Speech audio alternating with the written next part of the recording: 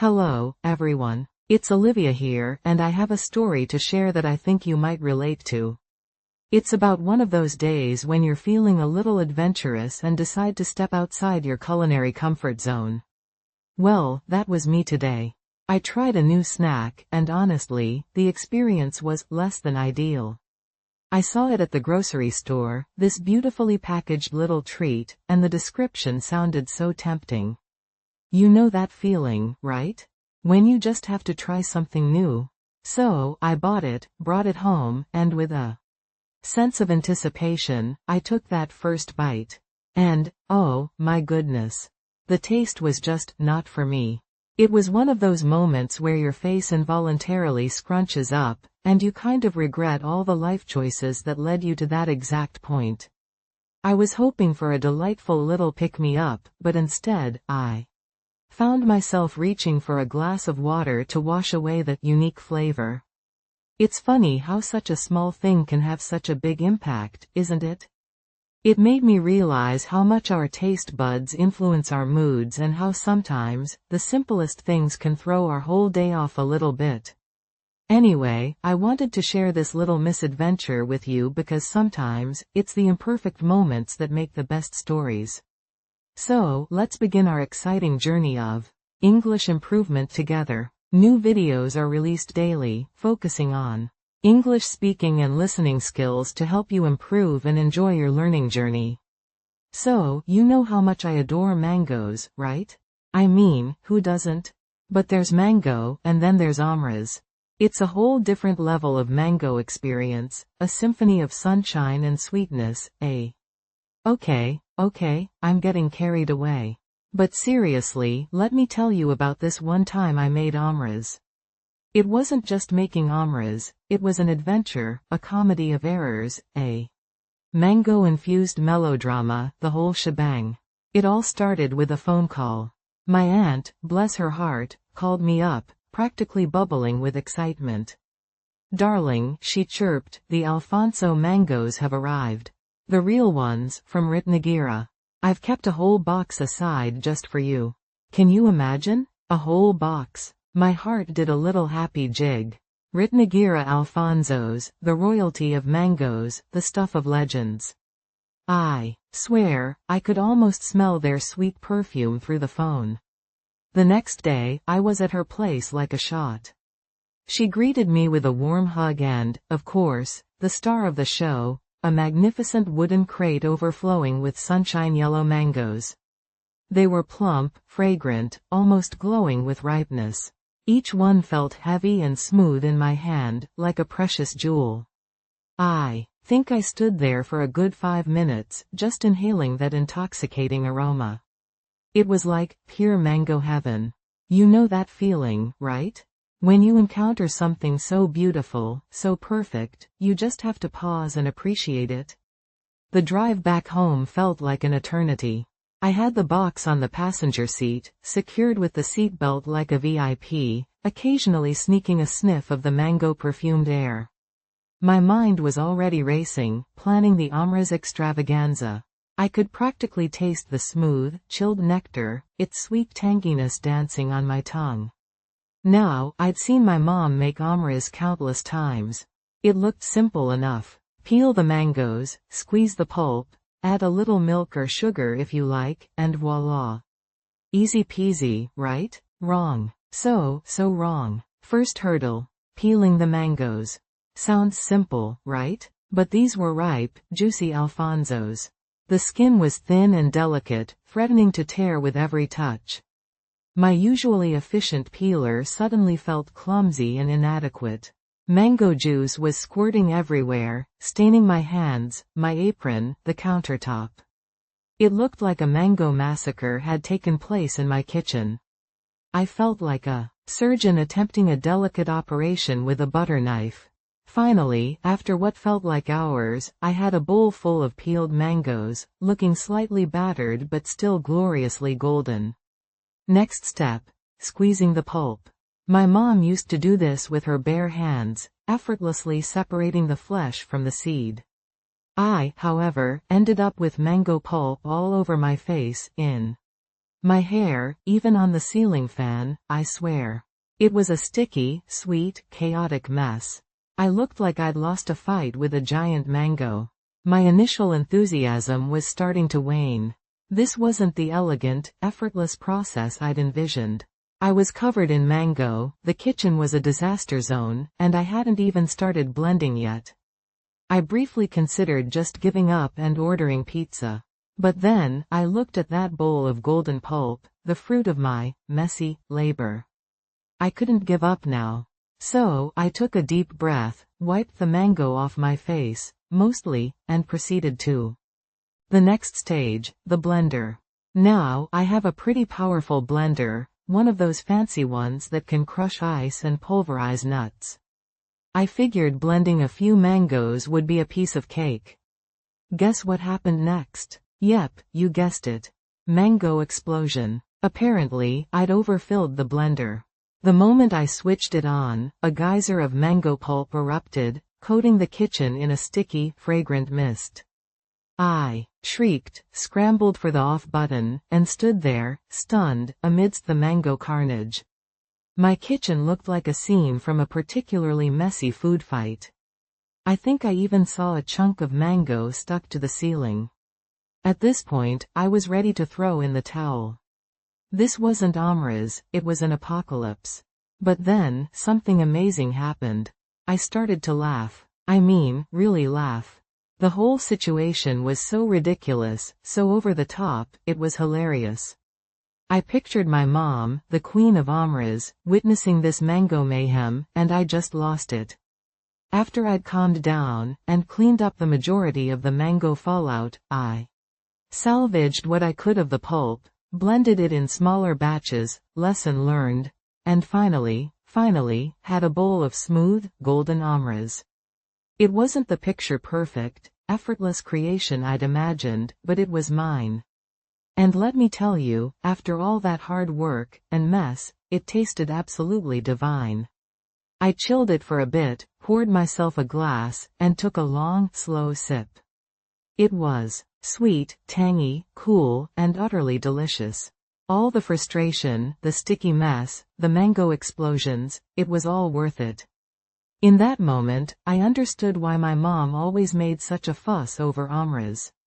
It wasn't just about the taste, it was about the process, the effort, the little bit of chaos that went into creating something so simple yet so satisfying. Later, when I called my aunt to thank her for the mangoes, I recounted my Amras adventure, embellishing it with dramatic details and sound effects. We both laughed until our stomachs hurt. She told me stories of her own kitchen mishaps, reminding me that even the most experienced cooks have their share of disasters. And that, somehow, made the whole experience even more special. So, yeah, that's the story of my epic Amras adventure. It wasn't pretty, it wasn't perfect, but it was definitely memorable. And you know what? I wouldn't trade it for the world. Because sometimes, the best things in life are a little messy, a little chaotic, and a whole lot of fun. Now, tell me, have you ever had a kitchen disaster like that? I'm sure you have a story or two. Come on, spill the beans. Okay, so, grab a cuppa, settle in, because this story is a doozy. It's about our family vacation to the Outer Banks, North Carolina. Sounds idyllic, right? Sun-kissed beaches, wild horses roaming free, salty air. Well, it was all that, but also, so much more. It's the kind of vacation that becomes a legend, the one you retell at every family gathering, each time embellishing it a little more, until fact and fiction blur into this beautiful, chaotic tapestry of memory. We'd planned it for months. My husband, David, bless his meticulous heart, had color-coded spreadsheets for everything. Meal plans, driving routes, activity schedules, you name it. He even laminated them. I, on the other hand, was more of the go-with-the-flow type. I packed a suitcase full of sundresses and books and figured the rest would sort itself out. You know how it is. Our kids, 10-year-old Lily, all bright eyes and boundless energy, and 7-year-old Tom, perpetually smeared with something sticky and obsessed with bugs, were vibrating with excitement. The car ride down was, well, let's just say it was a testament to the resilience of the human spirit. 7 hours crammed in a minivan with sing-alongs that devolved into shouting matches, endless rounds of I Spy, which, let me tell you, loses its charm around hour 3, and a constant barrage of, are we there yet? But finally, we arrived. The house we'd rented was this charming, weathered beach cottage, perched right on the dunes. The air smelled of salt and sunscreen, and the sound of the waves crashing against the shore was hypnotic. It was instant relaxation, a balm for the travel-weary soul. The kids, of course, bolted out of the car like greyhounds released from their traps, racing towards the beach. David and I exchanged a look, that weary but relieved look all parents know, and smiled. The first few days were pure bliss. Lazy mornings spent building sandcastles. Tom's were more like sand mounds, decorated with seaweed and unfortunate crab shells, afternoons swimming in the ocean. Lily discovered a love for boogie boarding, Tom a healthy fear of jellyfish, and evenings spent barbecuing on the deck, watching the sunset paint the sky in shades of pink and orange. Then came the incident. It started innocently enough. David had decided to take the kids on a nature walk to explore the nearby maritime forest. I, craving some solitude, opted to stay back and read. Bliss, I thought. Peace and quiet. A chance to finish my book. An hour passed. Then too. The sun started to dip below the horizon. Still no sign of them. A little knot of worry began to form in my stomach. I called David's cell. No answer. Tried again. Nothing. Now, I was starting to panic. Had they gotten lost? Injured? Were they being chased by wild horses? My imagination, as always, ran wild. Just as I was about to call the local authorities, I heard a commotion coming from the direction of the dunes. I rushed out onto the deck, and there they were. David, looking like he'd wrestled a bear, covered in mud and scratches. Lily, sobbing hysterically, clutching her arm. And Tom, well, Tom was nowhere to be seen. Where's Tom? I shrieked, my heart pounding in my chest. He's stuck, David stammered, pointing towards a dense thicket of bushes. He saw a crab, a really big one, and he chased it into the bushes and, well, he got wedged. You can't make this stuff up. We spent the next 20 minutes trying to extricate Tom from the thorny embrace of the bushes. He emerged, finally, looking like a miniature swamp monster, covered in mud, leaves, and, yes, crab shells. He was clutching a small, very dead crab in his hand, a triumphant grin smeared across his face. Got him, Mom, he declared proudly. I wanted to laugh. I wanted to cry. I wanted to hug him and scold him all at once. In the end, I just hugged him tight, relief washing over me in waves. That night, after we'd cleaned up and disinfected everyone, we sat on the deck, watching the stars glitter in the inky black sky. Lily, her arm bandaged, was recounting the story of the great crab hunt to anyone who would listen. Tom, clutching his prized crab shell, was fast asleep in David's lap.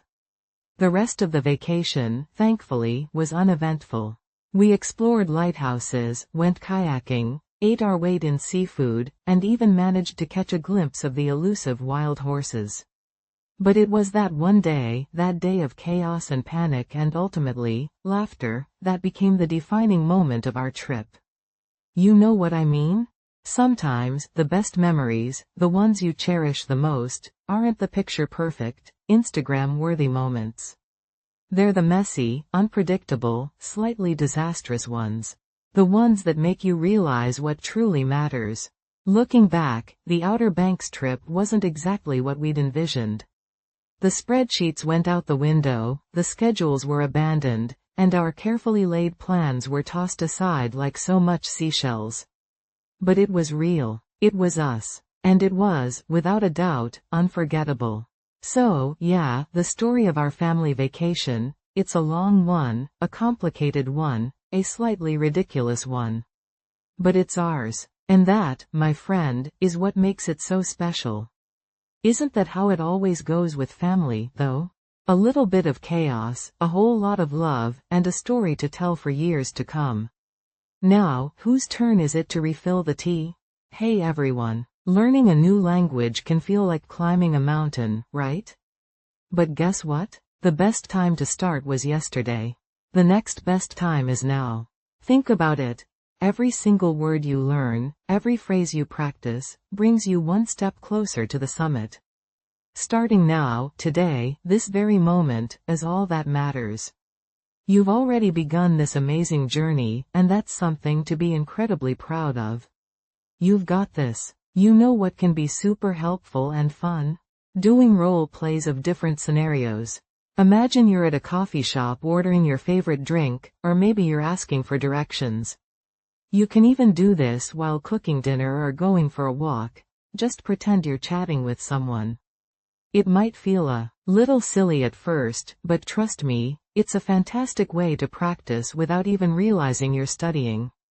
And you know what? Replying to unexpected questions can be tricky, I know. It's like, you're happily chatting away in English, and then bam.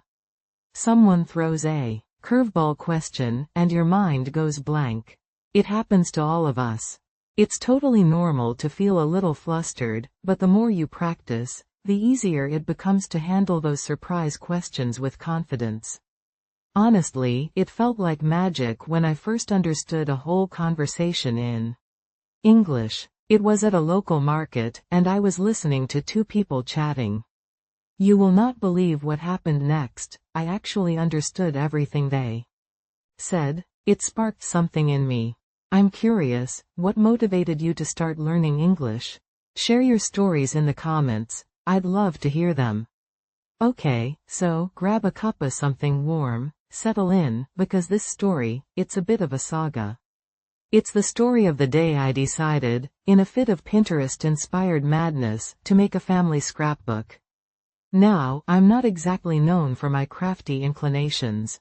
My idea of DIY usually involves ordering takeout and assembling a complicated Lego set. But, you know, sometimes the urge to create strikes. It all started with this wave of nostalgia, this sudden, overwhelming urge to connect with my family history. My grandmother had passed away a few months prior, and while sorting through her belongings, we found boxes and boxes of old photos, faded, curled at the edges, whispering stories of lives lived and loved. And it hit me, right then and there, that these precious memories were slipping away.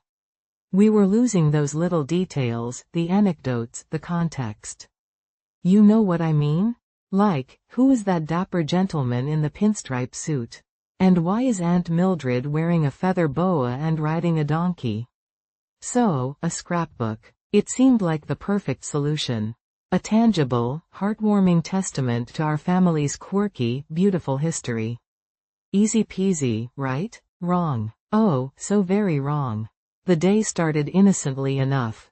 A bright Saturday morning, sunlight streaming through the kitchen window, the smell of coffee and pancakes in the air. I'd envisioned this idyllic crafting scene, me, surrounded by artfully scattered photos, sipping tea, effortlessly gluing memories onto crisp, acid-free pages. Reality, however, had other plans. First, the sheer volume of photographs was staggering. We're talking decades of birthdays, holidays, graduations, vacations, enough photographic evidence to fill a small museum. I spent hours just sifting through them, getting lost in a whirlwind of forgotten faces and hilarious hairstyles. Remember those perms? Oh, the 80s. We don't talk about the 80s. Then came the supplies. My initial, naive shopping list consisted of scrapbook, glue, scissors. Oh, sweet summer child, I was. A quick trip to the craft store revealed a whole universe of scrapbook paraphernalia I never knew existed. Patterned paper, decorative stickers, die-cut shapes, embossing tools, washi tape in every imaginable color and pattern. I was overwhelmed. It was like stepping into a glitter bomb exploded in a rainbow factory. After much deliberation, and a slightly embarrassing amount of time spent staring blankly at the washi tape aisle, I emerged, arms laden with bags overflowing with crafty goodness. I even splurged on a fancy glue gun. Because, hey, if you're gonna do it right, right? Or so I thought. Back at my designated crafting zone, the dining room table, now covered in newspaper that kept stubbornly shifting, the real chaos began. The glue gun, which I'd imagined wielding with effortless grace, turned out to be a molten lava dispenser of doom. I glued my fingers together. I glued photos to the table. I glued the newspaper to the cat. It wasn't pretty. And then there was the layout. I'd envisioned these beautiful, cohesive pages, telling a story with each carefully placed photo and embellishment. But in practice, it looked more like a ransom note assembled by a hyperactive squirrel. Photos were crooked, captions were misspelled, and glitter was everywhere. It was in my hair, on my clothes, in the cat's fur. I swear, I'm still finding glitter to this day. I won't lie, there were moments of sheer frustration. Moments where I wanted to throw my hands up, chuck the whole project in the bin, and order a large pizza. But then, I'd stumble upon a photo that would make me pause. Like the one of my dad, beaming with pride as he held me, a tiny, giggling baby, in his arms. Or the one of my grandmother, her eyes twinkling with mischief as she taught me how to bake her famous apple pie. And suddenly, the frustration would melt away, replaced by this warm, fuzzy feeling. Because these weren't just photos. These were memories, tangible pieces of my family's history, little snapshots of joy, laughter, and love. So, I persevered. I peeled burnt fingers apart, cleaned up glue spills, and meticulously and painstakingly rearranged photos. I learned, through trial and error, mostly error, the art of washi tape application. I even managed to master the glue gun, though not without a few more minor casualties. Slowly, page by page, the scrapbook began to take shape. It wasn't perfect. It was messy, imperfect, and undeniably me. It was filled with quirky captions, inside jokes, and little handwritten anecdotes. It documented not just the big moments, but the small, everyday moments that make up a life. The silly faces, the messy birthday parties, the quiet evenings spent reading stories together. Guess what happened next? The day I finally finished the scrapbook, I gathered my family together. We sat around the living room, flipping through the pages, laughing, reminiscing, and sharing stories I'd never heard before. My mom cried. My dad told embarrassing stories from my childhood. My siblings teased me relentlessly about my questionable fashion choices in the 90s, fair enough. And in that moment, I realized that the scrapbook wasn't just a collection of photos. It was a catalyst. It had sparked conversations, rekindled memories, and brought us closer together. It had reminded us of the things that truly matter: family, connection, and the shared experiences that weave the tapestry of our lives. It wasn't the Pinterest perfect masterpiece I'd initially envisioned. But it was something far more valuable. It was a testament to the messy, beautiful, imperfect journey of our family. And, you know what? It was absolutely perfect, just the way it was. So, yeah, the day I made a scrapbook for my family was a bit of a roller coaster. It was chaotic, frustrating, and at times, downright hilarious. But it was also one of the most rewarding things I've ever done. And if I can do it, trust me, anyone can. Because it's not about the perfect craft supplies or the flawless layout. It's about the memories, the stories, and the love that binds us together. And that, my friend, is something truly worth preserving. Okay, so, you will not believe what happened to me when I tried to make my grandmother's famous pasticcio. Like, seriously. It was an epic saga, a culinary odyssey, well, maybe not that dramatic, but it was definitely an experience. Grab a cup of something warm, because this story's a bit of a journey. You see, my yaya, that's Greek for grandma, made the best pasticcio. I mean, the best. Think layers of perfectly cooked bucatini, rich, cinnamon-spiced meat sauce, a creamy, cloud-like bechamel topping, all baked to golden, bubbly perfection. Just thinking about it makes my mouth water.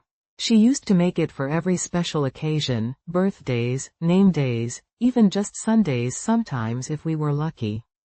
For years, I'd watch her in the kitchen, a whirlwind of flour and spices, stirring, humming, her hands working magic. She'd never use a recipe, everything was by feel, by instinct, by yaya magic, I guess. I'd ask her for the recipe, but she'd just chuckle, wave a flour-dusted hand and say, "You'll learn, agapimo." That's my love, in Greek, by the way. Then, last year, yaya passed away. And suddenly, that pasticcio wasn't just a delicious dish, it was a connection to her, a piece of my heritage I desperately wanted to hold on to. So, I decided I had to learn to make it. I found a tattered, handwritten recipe tucked away in her recipe box. The ink was faded, the edges worn, the paper stained with, well, I'm not sure what, but it smelled faintly of cinnamon and nutmeg. It wasn't very detailed, more like a list of ingredients with cryptic instructions like, add a pinch of this, and cook until it sings. You know, the classic yaya recipe style. So, there I was, in my own kitchen, armed with yaya's enigmatic recipe and a whole lot of hope. First, the meat sauce. I chopped onions, feeling a bit like a warrior preparing for battle. The tears, I told myself dramatically, were not just from the onions but also a tribute to yaya. Browned the meat, added the tomatoes, spices, it smelled good, really good. But was it yaya good? I wasn't sure. Then came the bechamel. This was where things started to get interesting. The recipe said to melt butter, add flour, and whisk in milk. Easy enough, right? Wrong. My whisk became a weapon against an ever-thickening, lumpy, frankly terrifying white goo. It looked less like a creamy sauce and more like, well, use your imagination.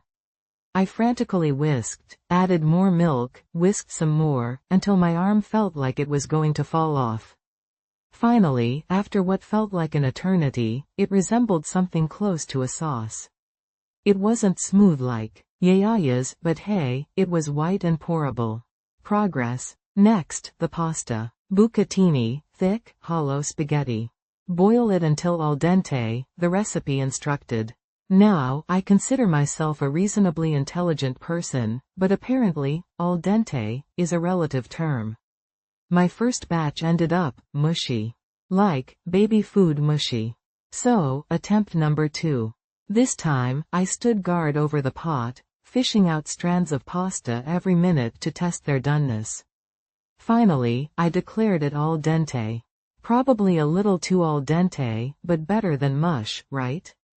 Now, the assembly. Layer of pasta, layer of meat sauce, layer of bechamel. Repeat. It looked rustic. Definitely not as elegant as yaya's perfectly layered creation, but I was starting to feel a sense of accomplishment. I popped it in the oven, set the timer, and waited. While it baked, the aroma filled the apartment. It smelled like yaya's kitchen, like Sunday afternoons and family gatherings. I closed my eyes, inhaled deeply, and for a moment, I felt like she was right there with me.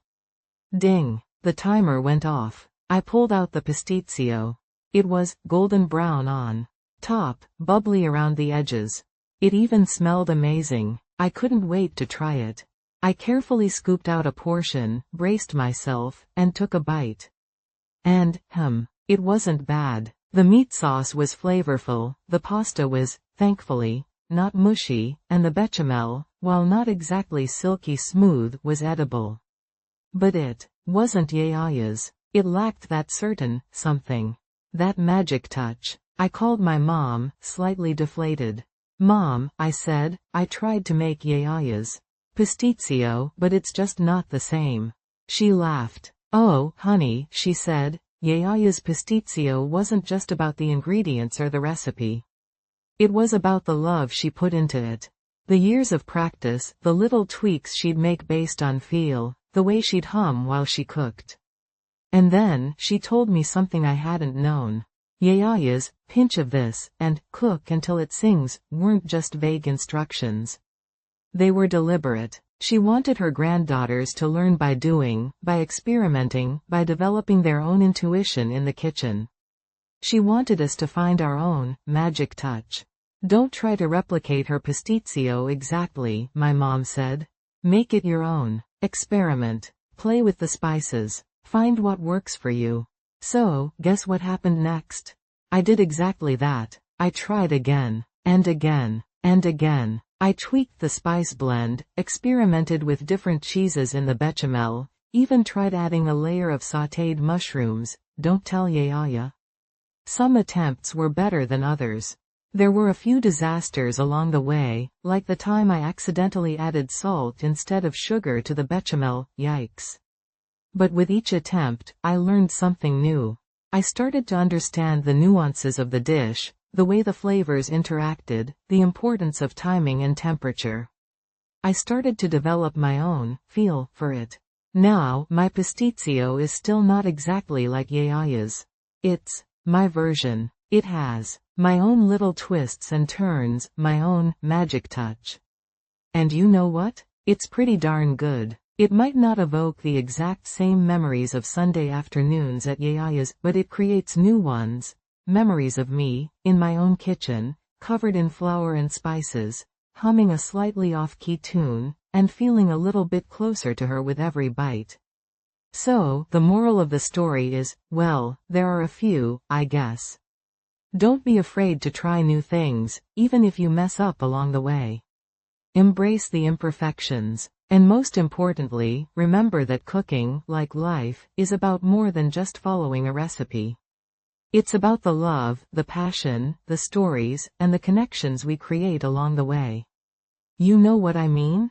It's about finding your own magic touch. And maybe, just maybe, sharing a little bit of that magic with others. Now, who wants a piece of pasticcio? Hey everyone. Learning a new language can feel like climbing a mountain, right? But remember, progress is progress, no matter how small. Think about it. Every new word you learn, every sentence you speak, every conversation you attempt, it all adds up. These small steps are actually giant leaps forward, and they build the confidence you need to conquer that mountain. You're doing amazing, seriously. And you know what? I have a fun little practice idea for you. Try describing old photographs aloud. Seriously, it's easier than you think. You can grab a photo album while you're cooking dinner or even during a walk in the park, and just start talking about what you see. Who are the people in the picture? What's happening? What were you feeling at that moment? It's such a simple way to practice speaking without even realizing you're doing it. Honestly, it felt like magic the first time I tried it. Feeling nervous before speaking in public is completely normal. We've all been there. Think about those moments before a presentation, or even just chatting with a native speaker. That little flutter in your stomach, the racing thoughts. It's okay to feel that way. It just means you care. Remember, every time you push past that nervousness, you're growing stronger and more confident. You've got this. You will not believe what happened next. I was at a coffee shop the other day, listening to two people chat in English. One of them seemed so comfortable and fluent, while the other was a little quieter. It made me think about how we all have our comfort zones when speaking. Which topic do you find easiest to talk about in English? Share your thoughts in the comments. I'd love to hear from you. Settling into an imaginary comfy armchair, a mug of steaming tea in hand. So, you know how sometimes you have these moments, these little nudges from the universe, telling you should be doing something more. That's exactly how I felt before my first volunteer cleanup. It wasn't a dramatic epiphany, not a lightning bolt of inspiration, just a growing unease, a quiet whisper in the back of my mind. Like looking at a beautiful photograph marred by a tiny, persistent smudge. You see it, it bothers you, but you keep putting off cleaning it.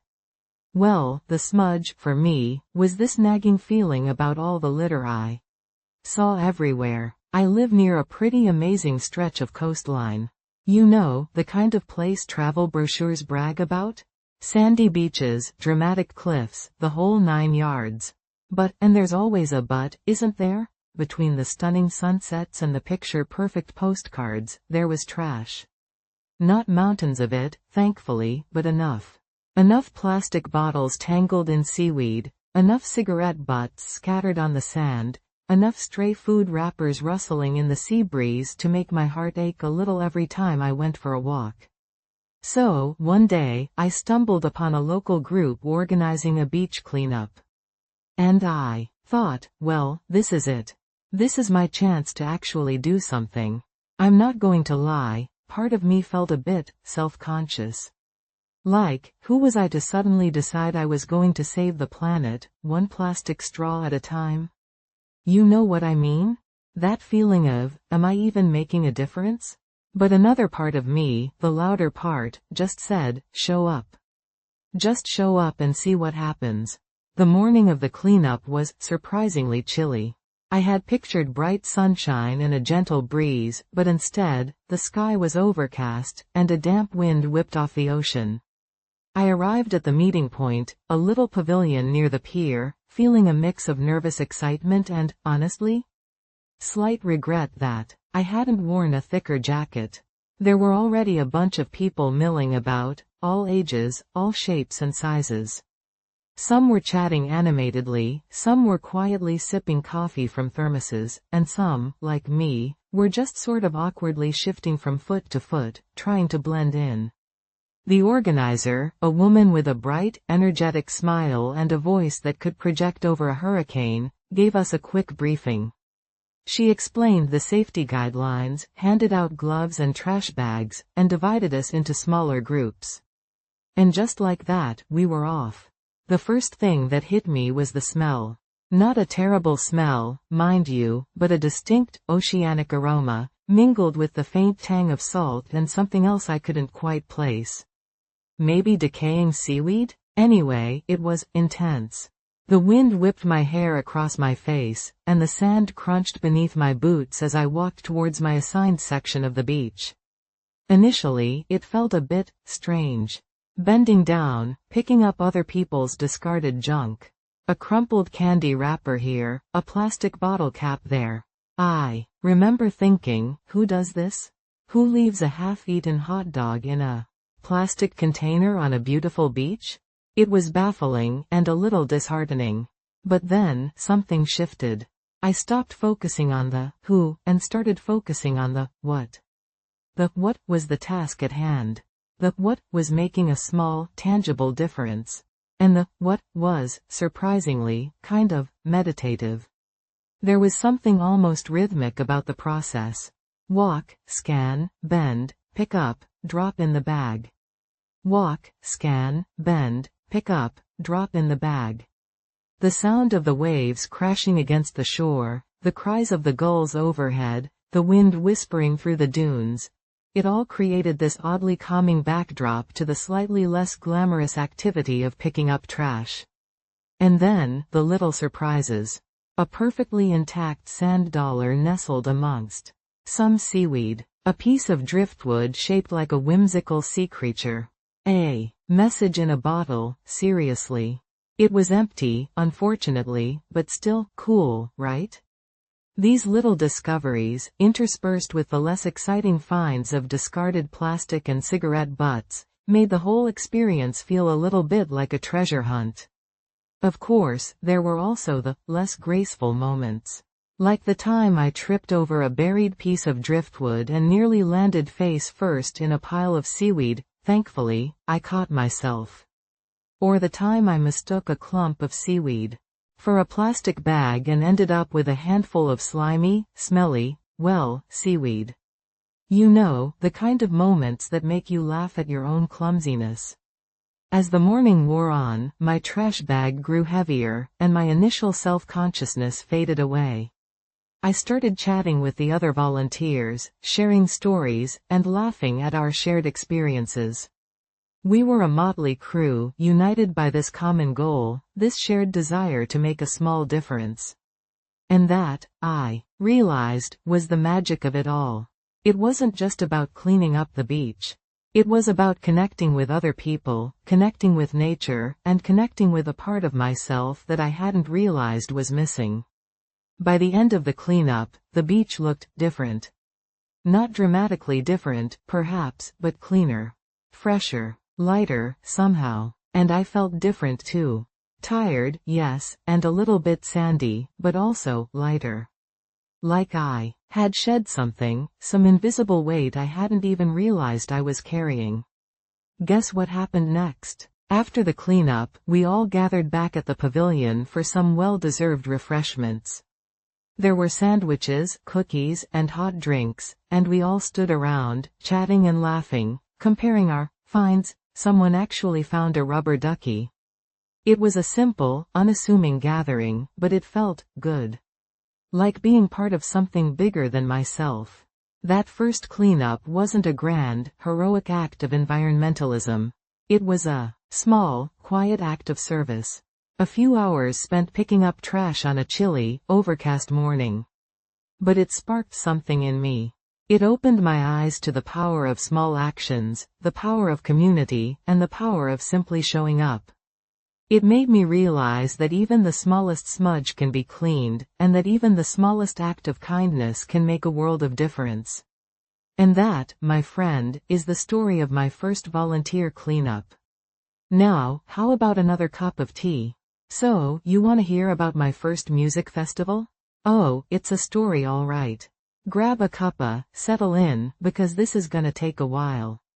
It was, well, let's just say it was an experience. A proper baptism by fire, you know? Into the world of glitter, questionable fashion choices, and porta-potties you wouldn't wish on your worst enemy. It was Harmony Fields, a 3-day camping festival, a couple hours outside the city. My friend, Sarah, a seasoned festival goer, practically dragged me along. I was a total newbie. I mean, my idea of a wild night out was staying up past 10 to finish a good book. So, yeah, a music festival? Definitely out of my comfort zone. But Sarah, she was so enthusiastic, promising life-altering music, a sense of community, and, her words, the best weekend of your life. How could I say no? Packing was a comedy of errors in itself. Sarah had a checklist the length of my arm. Waterproof everything, apparently. Extra socks. Biodegradable glitter. A fanny pack. A fanny pack? I hadn't worn one of those since I was 8. But, I trusted her. I even bought a pair of those ridiculous floral headbands. You know, the ones that make you look like you're auditioning for a Midsummer Night's Dream production? The drive there was interesting. Picture this. A tiny, overpacked car, blasting indie pop, with Sarah belting out lyrics off-key and me nervously clutching a bottle of hand sanitizer. The closer we got, the more cars we saw, decorated with peace signs and band stickers. We were definitely headed into uncharted territory. Setting up camp was another adventure. Remember how I said I wasn't exactly outdoorsy? Yeah, that became very apparent. My tent poles refused to cooperate. The wind kept whipping the tent fly into my face. Meanwhile, Sarah had her entire campsite set up, complete with fairy lights and a miniature inflatable sofa, in like 5 minutes. She's a pro, what can I say? Finally, after much struggling and a few choice words, my tent resembled something vaguely habitable. We grabbed our water bottles, applied copious amounts of sunscreen, and headed towards the music. The first thing that hit me was the sheer scale of it all. Multiple stages, sprawling fields, food stalls as far as the eye could see, a sea of people. It was overwhelming, in the best possible way. The air buzzed with energy, a mix of excitement, anticipation, and the faint aroma of, well, let's just call it festival smells. The music. Oh, the music. It was electric. The first band we saw was this indie folk group, and their melodies just washed over me. I found myself swaying to the rhythm, feeling the bass drum vibrate in my chest. The sun was setting, casting a golden glow over the crowd, and everyone was singing along. It was magical. We wandered from stage to stage, discovering new bands, dancing until our legs ached, and sharing awkward smiles with strangers. There was this incredible sense of community, a shared experience that connected everyone. We even joined in a spontaneous drum circle, which was something else. Let's just say my rhythm needs work. And the food. Forget your sad desk lunch sandwiches. We're talking gourmet burgers, wood-fired pizzas, falafel wraps, even vegan ice cream. I think I ate my weight in festival food that weekend. Of course, it wasn't all sunshine and rainbows. There were queues, long queues, queues for the toilets, queues for the food, queues to get into the main stage area. And the toilets? Let's not even go there. Suffice it to say, they were an experience I'd rather not relive. But hey, it's all part of the festival charm, right? Or at least that's what I kept telling myself. One of the most memorable moments was during the headline act on the second night. This incredible band, their music just soaring through the night sky. Thousands of people, all singing along, their phone lights swaying like fireflies. I looked at Sarah, her face lit up with pure joy, and I realized, this is what she meant. This feeling of connection, of being part of something bigger than yourself. It was exhilarating. There were little moments of magic sprinkled throughout the weekend. Sharing a bag of chips with a group of strangers who became instant friends. Stumbling across a hidden acoustic stage tucked away in the woods. Watching the sunrise paint the sky in shades of pink and orange. These are the moments that stuck with me, the moments that made the whole experience so special. But, it wasn't just the big moments. It was the small things too. The shared laughter, the silly inside jokes, the late-night conversations under a blanket of stars. It was the feeling of being completely present, of disconnecting from the everyday stresses of life and just being. Of course, there were also the inevitable festival fails. Like the time I tripped over a tent guy rope and landed face first in the mud. Or the time I accidentally wore my inside-out t-shirt for an entire day. Or the time let's just say there was an incident involving a porta potty and a strong gust of wind. We won't go into details. By the time Sunday rolled around, I was exhausted, covered in glitter and dust, and smelling faintly of campfire smoke. But, you know what? I was also incredibly happy. It was a kind of happy I hadn't felt before. A deep, contented happiness that settled in my bones. Packing up camp was a much smoother process this time around. I even managed to take down my tent without any major incidents. We drove home in comfortable silence, the remnants of the weekend's music still echoing in our ears. So, yeah, my first music festival. It was chaotic, messy, and at times, slightly terrifying. But it was also one of the most amazing experiences of my life. It pushed me out of my comfort zone, introduced me to new music and new people, and showed me the power of community and shared experience. Would I do it again? Absolutely. In a heartbeat. In fact, I'm already planning my outfit for next year. Fanny pack included, of course. Just in case. Because, you never know what adventures await at a music festival. And that's part of the magic, isn't it? The not knowing. The embracing the chaos. The letting go and just enjoying the ride. That, my friend, is the true spirit of a music festival. From the bottom of my heart, thank you so much for watching and spending this time with me. I really appreciate you staying connected and learning together. I hope you'll follow, like, subscribe, and share this video so you can stay updated with new daily content focused on English speaking and listening. Before we go, it made me wonder, what's something you're looking forward to tomorrow morning? It is always so lovely to hear what everyone is thinking about, and sharing your plans is a wonderful way to practice expressing yourself in English and connect with others in the comments. See you tomorrow, and remember to take good care of yourselves and keep practicing.